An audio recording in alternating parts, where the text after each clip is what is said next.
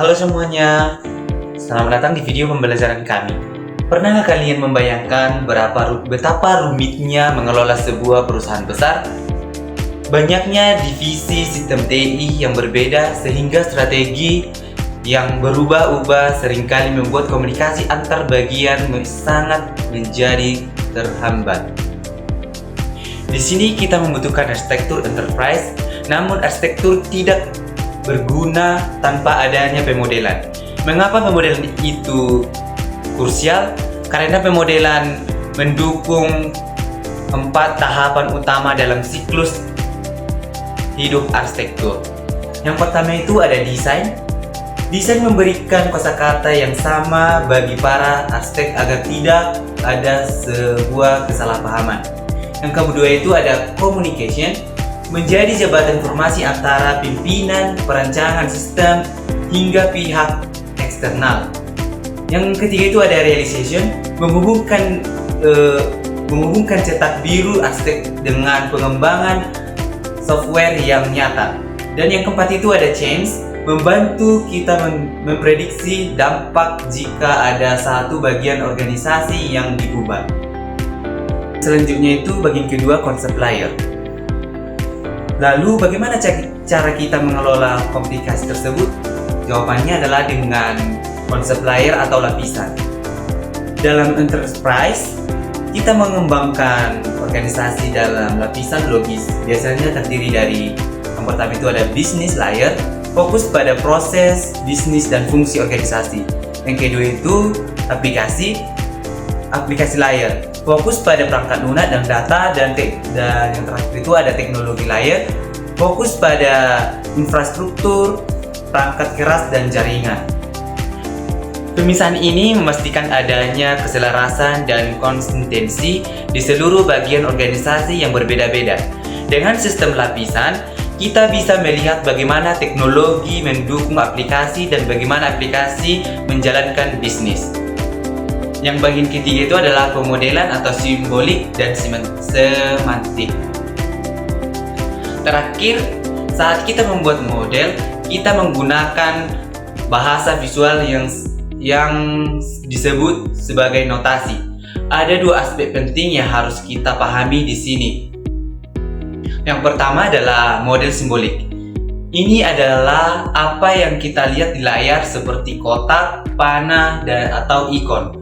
Simbol-simbol ini ialah yang mempresentasikan elemen dunia nyata secara fisik dalam sebuah diagram. Namun simbol-simbol saja tidak cukup. Kita butuh yang kedua, yaitu model semantik. Semantik adalah arti atau makna di balik simbol-simbol tersebut. Tanpa semantik yang jelas, sebuah kotak hanya menjadi gambar kotak saja. Semantik memastikan bahwa ketika saya menggambarkan sebuah panah, semua orang yang melihatnya memiliki enterprise makna yang sama. Inilah yang membuat diagram kita tidak membingungkan dan dapat dipahami secara universal. Yang selanjutnya, proses pemodelan. Setelah kita memahami konsep dasar, pertanyaannya adalah bagaimana cara membuat model yang baik atau yang benar? Ingat, pemodelan itu bukan sekedar menggambarkan kotak dan garis, melainkan sebuah proses sistematis. Ada 5 langkah utama yang harus kita ikuti.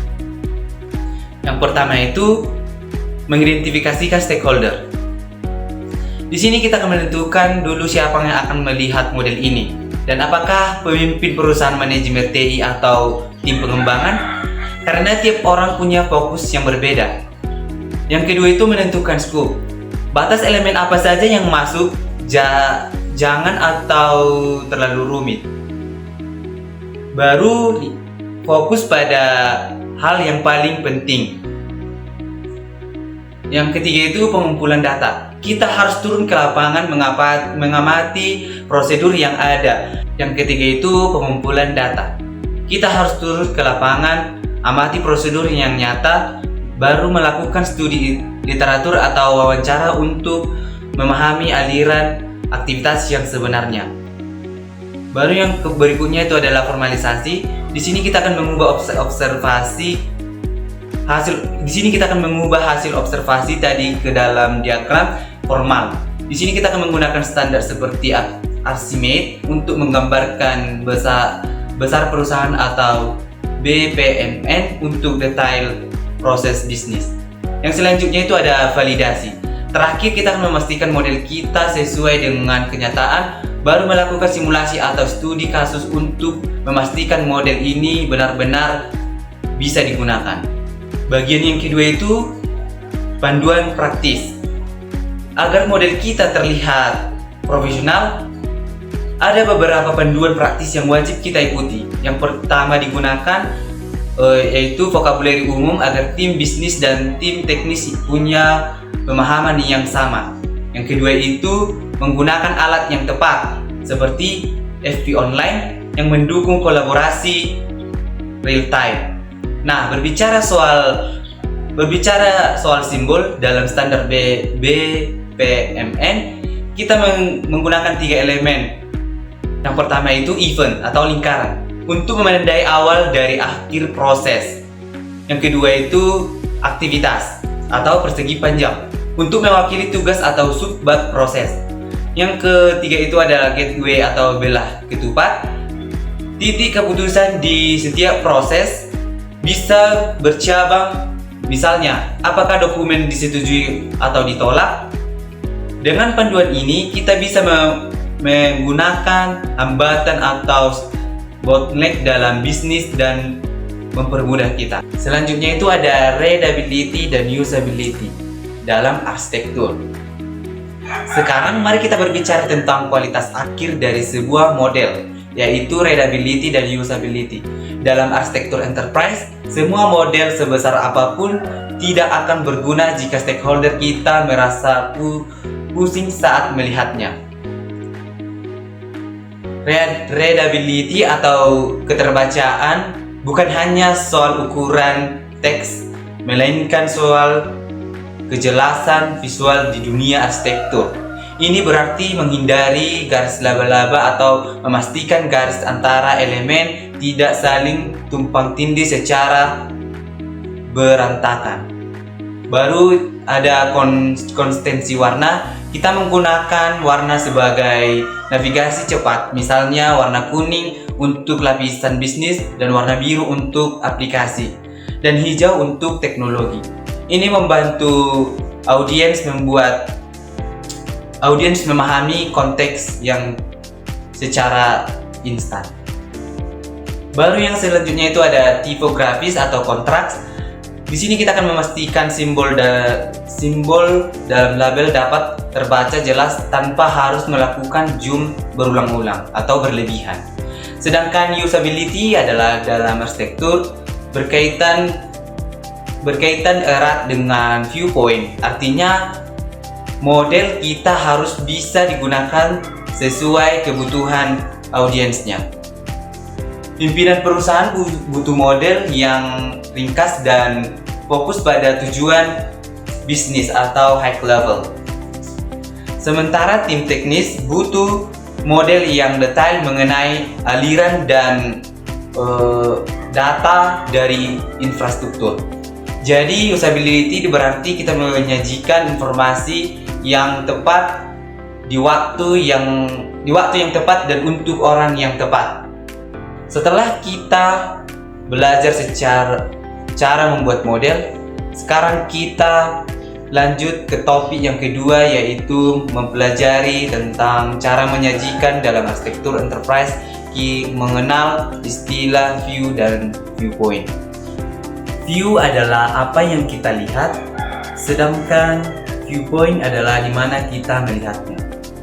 Viewpoint mendefinisikan abstraksi yang ditujukan untuk memahami kebutuhan stakeholder tertentu. Mengapa ini penting? Karena viewpoint membantu kita fokus pada aspek tertentu, mulai dari perancangan, analisis, pengembang keputusan formal. Bagian yang kedua itu adalah model, view, dan visualisasi. Prinsip utama yang harus kita lakukan, kita pegang adalah pemisahan antara konten dan penyajian. View atau konten ini adalah pemilihan model simbolis dari arsitektur kita. Visualisasi atau penyajian ini adalah wajah dari model tersebut. Bentuknya tidak harus selalu dengan standar, bisa berupa tabel, kartu, bahkan visualisasi dinamis seperti film. Di sini kita perlu mengingat pembuatan dan pembaruan view dan visualisasi ini selalu diatur melalui viewpoint yang ditentukan bersama antara arsitektur dan stakeholder. Baru yang ketiga itu ada visualisasi interaktif. Menariknya visualisasi dalam arsitektur enterprise bersifat interaktif. Artinya interaktif kita dengan visualisasi dapat langsung mengubah model dasarnya. Misalnya jika kita memutuskan untuk menghapus sistem layout atau CRM melalui proses operasi remove overlay pada visualisasi, tindakan ini akan berdampak langsung pada seluruh model arsitektur kita. Disinilah RCMate berperan besar dalam memisahkan interaksi pengguna atau pembaruan model secara cerdas. Lalu bagaimana cara menggunakan viewpoint secara interaktif? Ada 5 tahapannya. Yang pertama itu generation of view. Sini kita membuat atau memilih konten yang sesuai dengan viewpoint tersebut. Yang kedua itu validation. Di sini kita akan menanyakan pada stakeholder apakah ini benar-benar menggambarkan situasi yang dimaksud. Yang selanjutnya itu ada obtaining commitment. Di sini kita akan mencapai kesepakatan dan komitmen bersama dari semua stakeholder. Baru yang selanjutnya itu ada informing.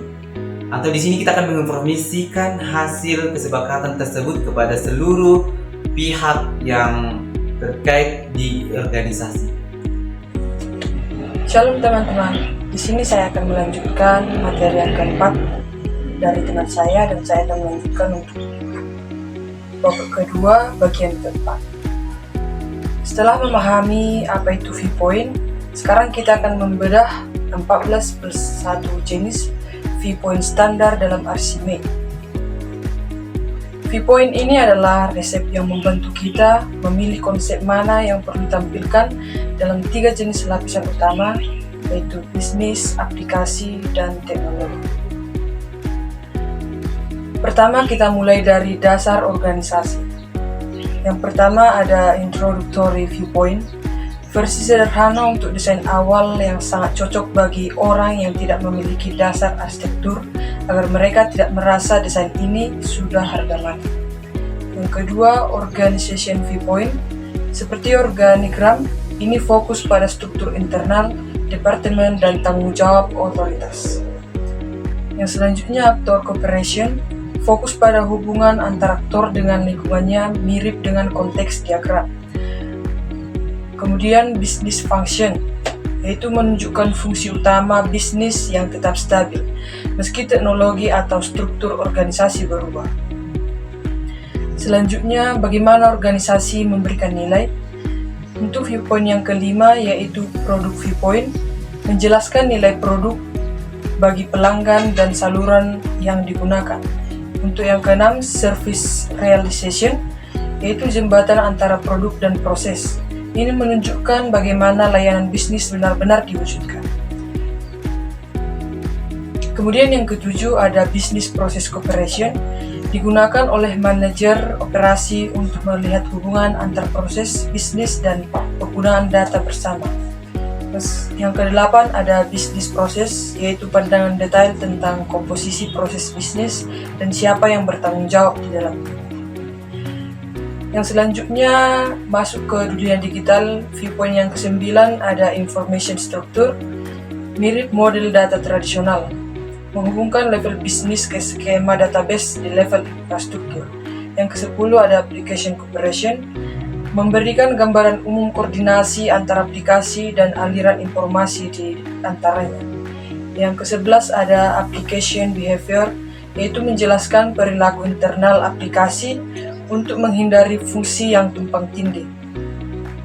Untuk yang ke-12 ada application structure, yaitu fokus pada struktur komponen aplikasi, berguna untuk membuat work breakdown struktur atau WBS. Yang terakhir dalam viewpoint ada fondasi fisik. Yang ke-13 yaitu infrastruktur, yang berisi perangkat keras, jaringan, hingga sistem operasi. Yang ke-14 ada infrastruktur usage, yaitu menganalisis bagaimana infrastruktur mendukung aplikasi. Sangat penting untuk analisis kinerja dan skalabilitas. Untuk yang ke-15 ada implementation dan development, yaitu memetakan aplikasi logis ke komponen fisik. Ini adalah alat utama dalam analisis risiko dan keamanan.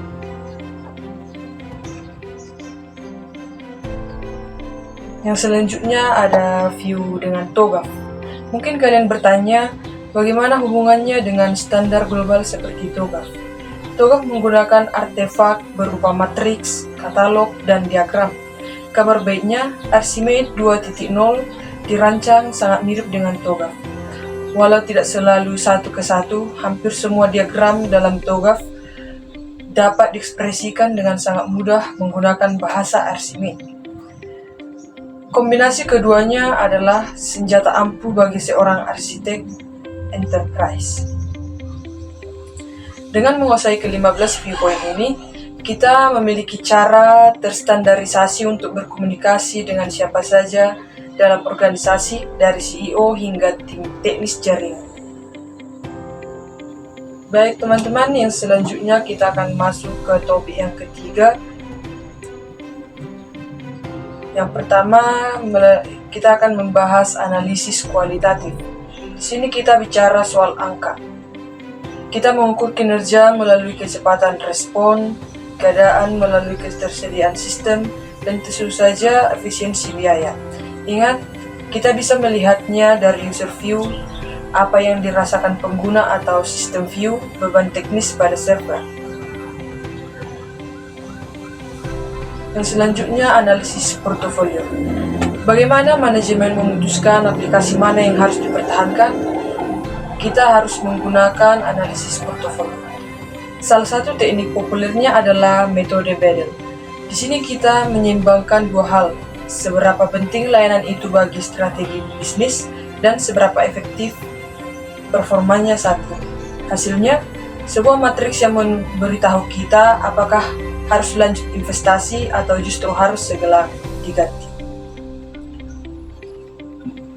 Berbeda dengan angka, yang selanjutnya ada analisis fungsional yang berfokus pada logika. Kita membaginya menjadi dua aspek. Yang pertama, aspek statik, yang melihat bagaimana elemen arsitektur disusun dan dihubungkan. Yang kedua, aspek dinamik, yang menganalisis bagaimana sistem itu bekerja saat dijalankan. Tujuannya jelas untuk memvalidasi bahwa arsitektur kita sudah tepat dan tidak ada salah tafsir. Yang selanjutnya, framework penyelarasan Graal. Mungkin kalian bertanya, mengapa fenomena penyelarasan atau alignment di satu perusahaan bisa terlihat sangat berbeda dengan perusahaan lainnya?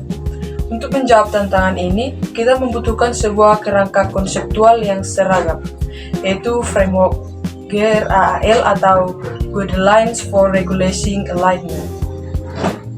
Framework ini hadir sebagai solusi untuk mendeskripsikan fenomena penyelarasan melalui kumpulan konsep dan relasi yang saling terhubung secara sistematis.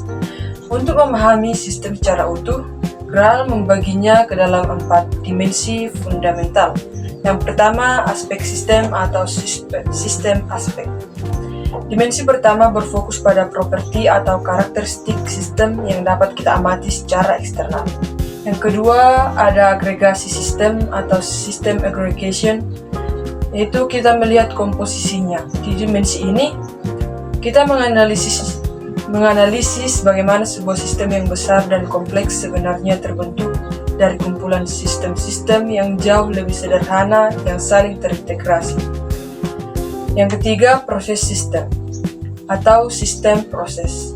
Dimensi ketiga ini meninjau siklus hidup sistem secara menyeluruh, mulai dari tahap awal penciptaan, masa operasional, hingga saat sistem tersebut akhirnya harus dihapuskan atau diganti. Yang keempat ada level deskripsi atau level of description.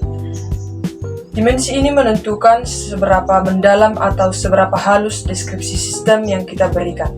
Apakah kita hanya butuh gambaran besar atau butuh rincian teknis yang sangat spesifik?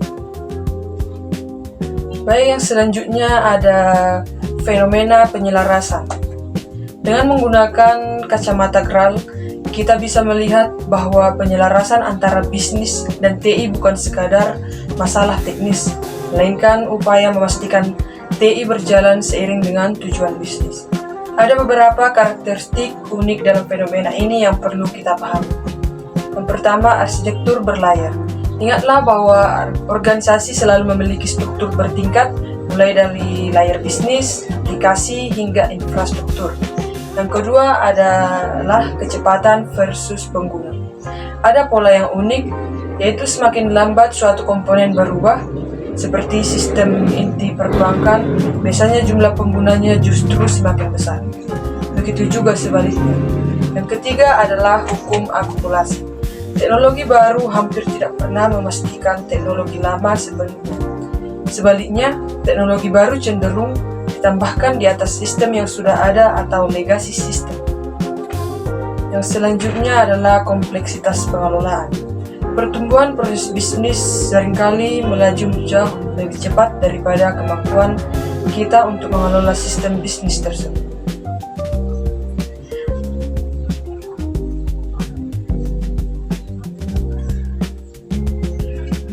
Setelah memahami cara menganalisis penyelarasan, sekarang kita akan melihat bagaimana proses arsitektur itu dijalankan. Secara garis besar, proses ini berdiri di atas 3 pilar utama. Yang pertama, perancangan berbasis rekayasa informasi. Pilar pertama adalah tentang bagaimana kita memetakan kebutuhan bisnis ke dalam solusi teknis yang nyata. Di sini kita menggunakan alat yang sangat teknis namun efektif, yaitu matriks CRUD.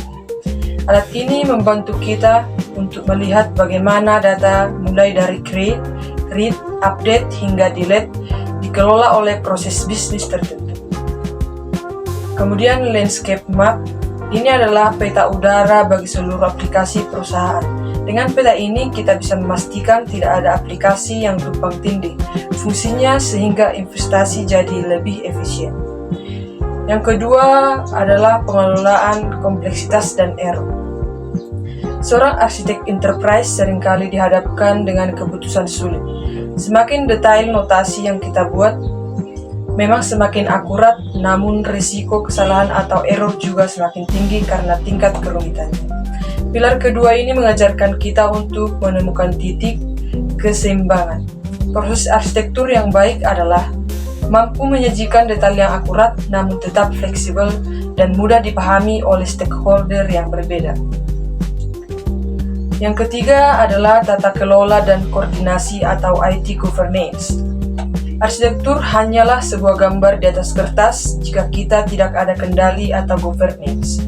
Pilar ketiga ini memastikan arsitektur benar-benar dijalankan melalui yang pertama, pengambilan keputusan, yaitu menentukan siapa yang memiliki wewenang untuk memutuskan pengadaan teknologi baru agar tetap sesuai dengan cetak biru arsitektur.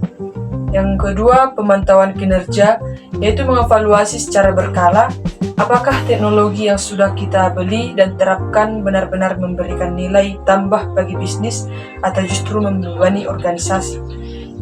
Sebagai penutup untuk topik yang ketiga, dengan memahami proses arsitektur ini, kita belajar bahwa sebagai menjadi seorang arsitektur enterprise bukan hanya soal teknis pemrograman, tapi soal bagaimana mengelola informasi, menyederhanakan kompleksitas, dan menjaga tata kelola demi kemajuan perusahaan. Kita masuk ke topik keempat, yaitu tentang yoga atau The Open Group Architecture Framework. Teman-teman, jika kita ingin membangun gedung yang megah, kita butuh standar konstruksi. Begitu juga dengan perusahaan. TOGAF adalah standar global yang digunakan organisasi besar untuk merancang, merencanakan, dan mengelola arsitektur perusahaan mereka secara sistematis. Yang selanjutnya yaitu poin penting. Ada beberapa poin kunci yang membuat TOGAF begitu istimewa. Salah satunya adalah pemisahan 4 domain arsitektur yang sering disingkat dengan BDAD, yaitu bisnis arsitektur atau B, menentukan strategi bisnis dengan proses utamanya. Yang selanjutnya ada data arsitektur atau D, yaitu bagaimana aset data dikelola. Yang selanjutnya ada application arsitektur atau A, yaitu cetak biru sistem aplikasi perusahaan. Yang selanjutnya ada teknologi arsitektur atau C, yaitu infrastruktur hardware dan software pendukung.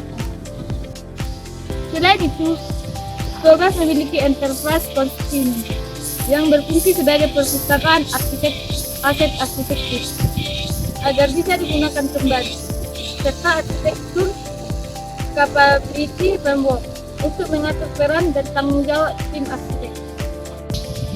Yang selanjutnya yaitu penggunaan TOGAF. Bagaimana penggunaan TOGAF di era sekarang? Saat ini, TOGAF bukan lagi panduan yang kaku. Banyak organisasi menggunakannya sebagai transformasi digital, seperti memetakan perpindahan sistem lama ke cloud.